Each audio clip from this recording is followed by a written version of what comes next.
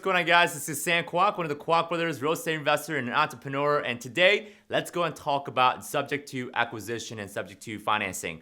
This is a very hot strategy. A lot of you guys have been asking it, and you guys have been like, oh my gosh, we need to all do subject to strategy. So I'm going to talk about what it is. When is the best time to use it? Because subject to, it's kind of like if you have a hammer, everything looks like a nail situation. So subject to has its place. And it's got its timing and its use. So I want to show you guys when is the best time to use it and how to best use it, because don't go around trying to negotiate everything into subject to, because it just doesn't work that way. So let's go and talk about what is a subject to. Well, subject to is a shortened down version of subject to the existing mortgage or subject to existing financing.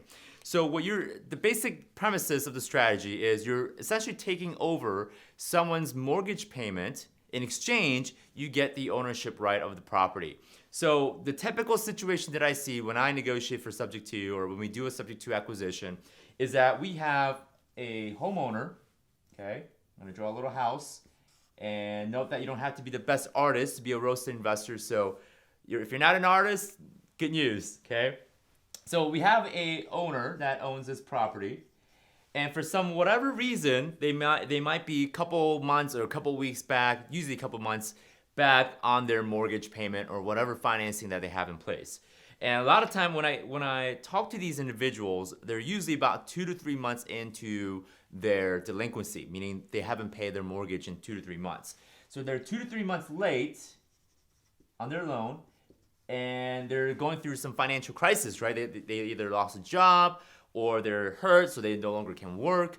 They're in a critical situation where if they continue with not paying, they may end up getting foreclosed on, and the banks are gonna come, seize the property, and ultimately, they're gonna end up having a foreclosure on their record. Now, if you guys know anything about foreclosure, it stays on your record for 7 to 10 years, which means that it's gonna be incredibly hard to get a credit card, a loan, another house.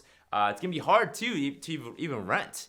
So ideally, you don't want anybody going through a foreclosure. So this is where you, the real estate investor, the problem solver, comes into play.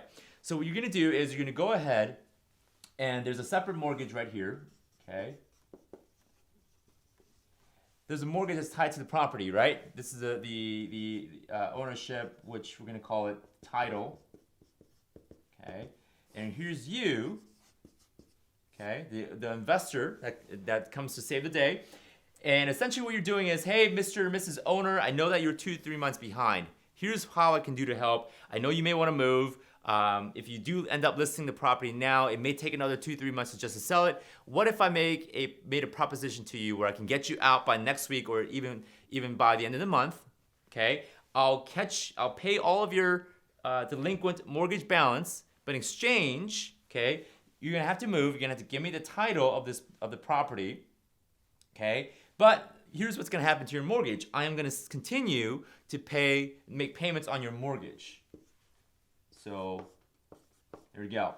So monthly payments to the mortgage, okay? The title is now yours. The owner no longer becomes the owner. They're moving and gone. Ideally, what you can do if you want to be more generous or altruistic is you can give the owner an extra $2,000 or $1,000 so that they can go ahead and get to the next home to be able to rent, to pay down the security deposit, because the owner, they're having financial crisis. They're not going to have thousands of dollars saved up in their checking account or savings account. So what we want to do is if they're late 2 to 3 months, give them the 3 months of mortgage payment plus another $1,000 or $2,000, whatever the going rent rate is in your area. So you're going to give that person some upfront cash, okay, so that they can walk away. Now, in ideal situation, you may just be able to do this without putting any money into the owner's pocket, okay? There's also situations where an investor, like you and I, might be going through some problems or crisis, or I've seen situations where an investor who used to have a rental property, their spouse ended up getting sick, and they were managing the property, and they're like, man, I don't know if I can manage this property anymore. I need to take care of my spouse. This isn't going well. So a subject to is a beautiful way for you to essentially just take over without any money down. Because at that point, the investor isn't struggling for money, they're struggling for time.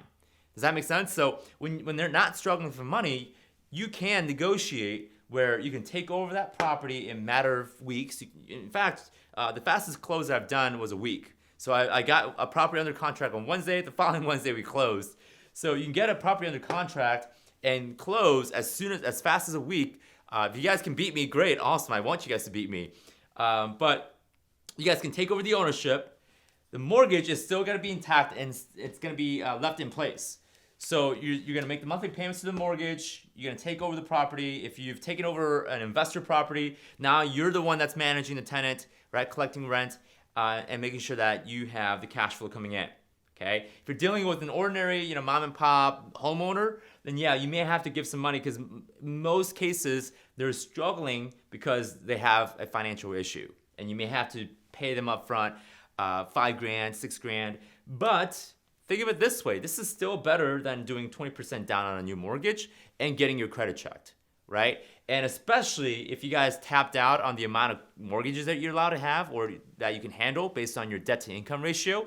This is great because now you're leveraging other people's mortgage, other people's credit to essentially finance your property. And this gets even better if there's equity in the property.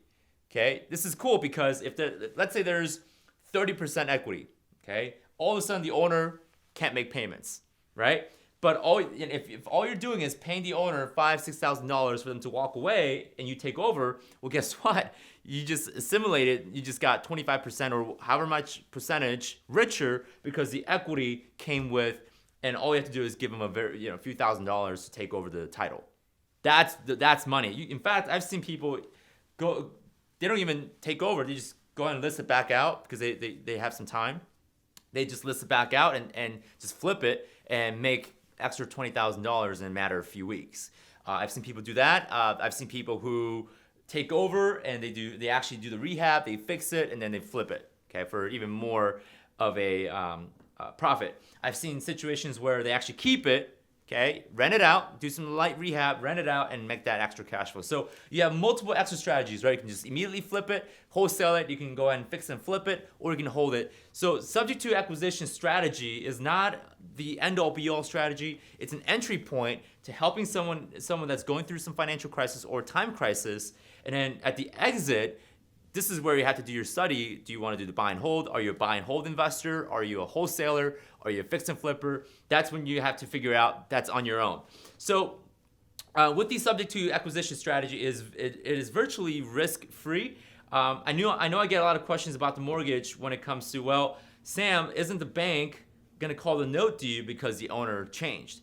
Well, personally, I haven't done thousands of different subject to acquisition, but I've interviewed several investors that have done the subject to strategy thousands of times. And based on my interview, I've only gotten maybe one or two individuals that said, well, out of 1,000 subject to acquisition, I had only one or two banks that really cared, and they called the note due. And usually they call the note due because either the mortgage is, the property is upside down, meaning the property is worth less than the amount of mortgage that's owed. The banks only butt in if there's a serious problem for them. Okay. Now, so if you guys are worried about the due on sale clause or the note being called, it is very, very low. There's a very low chance that ever happens. That rarely happens. So you guys really don't have to worry, but do have a backup plan in case that does happen. Cool. All right, guys. So that's pretty much the idea behind subject to acquisition based on my experience. How to go about it. As far as negotiating it, we'll probably have a separate video just for that. But I just want to give you guys the introduction of what subject to is, when is a good time to use it. Again, if you hold a hammer, if you have a hammer in your hand, everything looks like a nail. So I don't want to make sure that the subject to acquisition, it's not used for every single case. It's used for specific cases where you can help struggling owners of properties.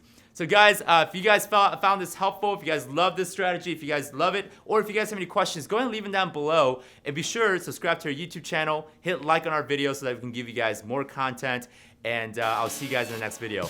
Hey guys, this is Daniel. And this is Sam. We are the Kwak Brothers. I hope you guys enjoyed that video. If you want to see more content value that we put out like this, what should they do, Sam? Go ahead and hit the subscribe button and also hit the bell icon so you guys get notification for our upcoming videos. That's right.